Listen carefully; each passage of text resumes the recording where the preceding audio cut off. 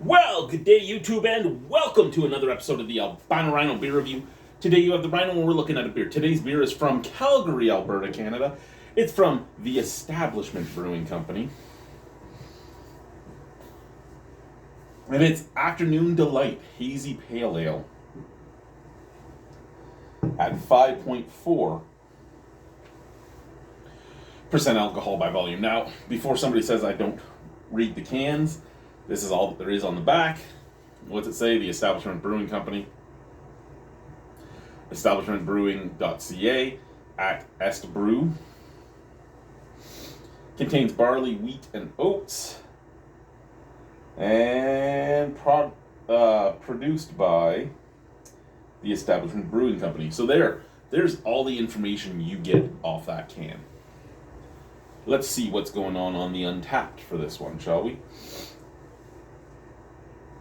All right, the Establishment Afternoon Delight. 6 people that I know have tapped it in with a mark. 4.17 out of 5 overall. 3.1 thousand people have tapped it in with a mark. 3.89 out of 5. Do we have any info on here? Hazy Pale Ale featuring a fruity dose of Citra and Cashmere. Ooh, I haven't had... There's not a lot of beers out there that use Cashmere hops. And it's a hop that I'm sad you don't see more of. If I'm being totally honest with you, it's sort of sad that you don't see more of it. Okay, what do we have here? Bitsy. Of course we have Bitsy.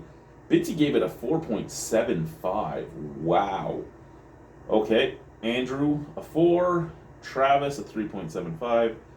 Brian a 3.75. John did not rate it. Tagged everybody in the world but didn't rate it. 4.25 from Pierre Olivier. Lee M gave it a 4.2. So most people really enjoyed it. Okay, we can get behind this. We would have gone behind this anyway because, you know, why not, right? You got to get behind it to try it. Okay.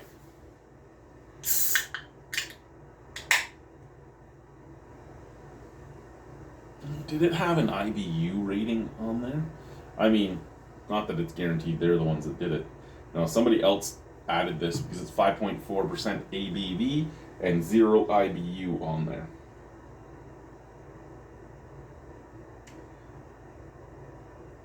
And I like knowing as much as I can I like going into the reviews blind, like not knowing what it tastes like, but I like learning as we're going because it's always more fun that way. Ooh, that puckered a little bit after I burnt it, eh? Well, actually, it wasn't puckered after I burnt it. It must have been after I sealed it in. Must have been a little. I did so little work on this table. And I think for how little work I did on it, it turned out quite nice. Okay, so we got ourselves our beer, right? We got, that is hazy. That's hazy crazy, really. Beautiful straw white, bright white head, straw yellow color. Little bit of snap crackle pop, not as much as I thought there would be. Like it's there, but it's not there. Let's try the glass first.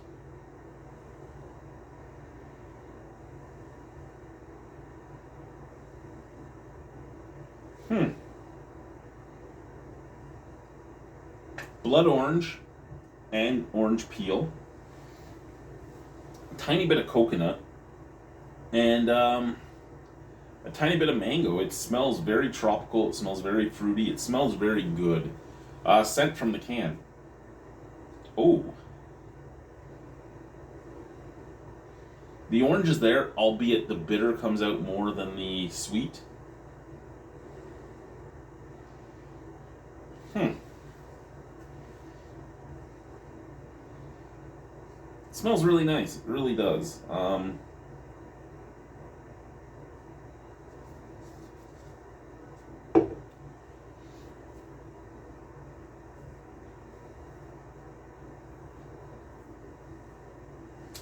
I guess it's time to try it.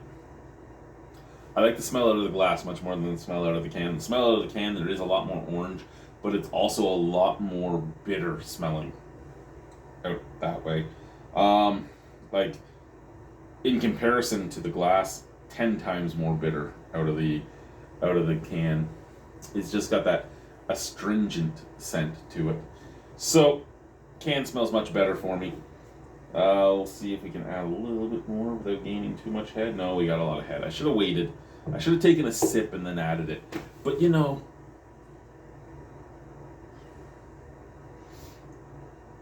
I'm like a fat man in a candy store. There's a lot of other explanations I could have used. Some of them a lot more lowbrow.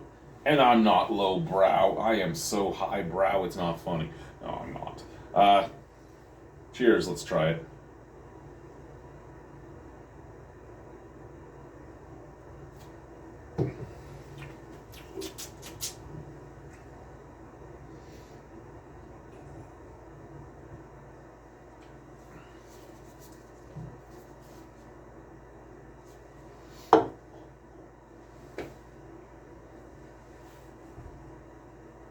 So I told the story today at work about how I popped one of my nuts with a furniture dolly when I was a kid.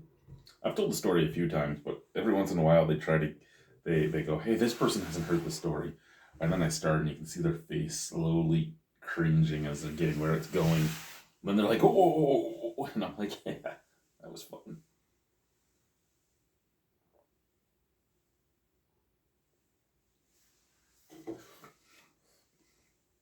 Pillowy soft. Like, this is soft.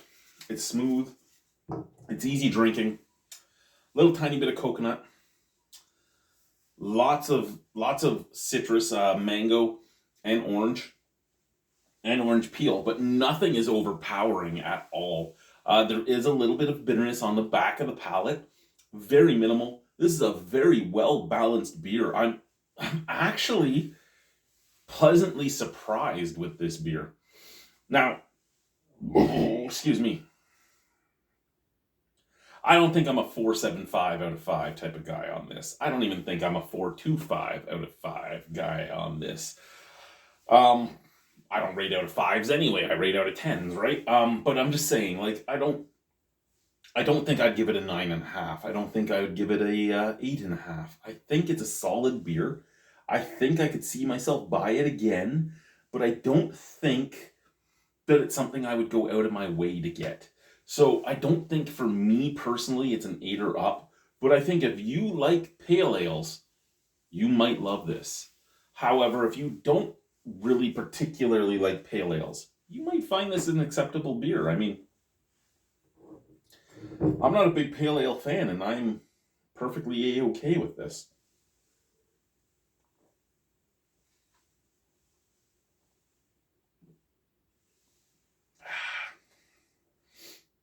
Yeah, that drank well. I'm